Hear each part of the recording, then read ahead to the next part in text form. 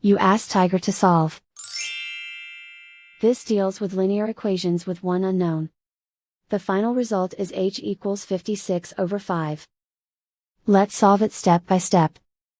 Simplify the expression. Group like terms.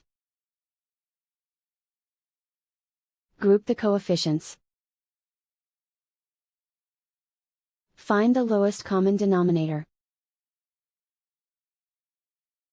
Multiply the denominators. Multiply the numerators. Combine the fractions. Combine the numerators. Group all constants on the right side of the equation. Subtract 7 from both sides. Simplify the arithmetic.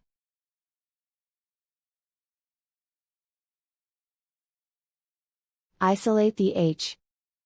Multiply both sides by inverse fraction 8/5.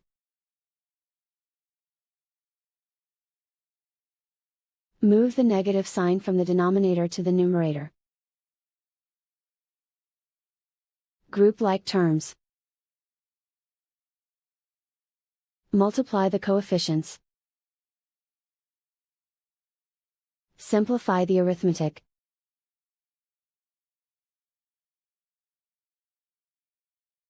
Move the negative sign from the denominator to the numerator.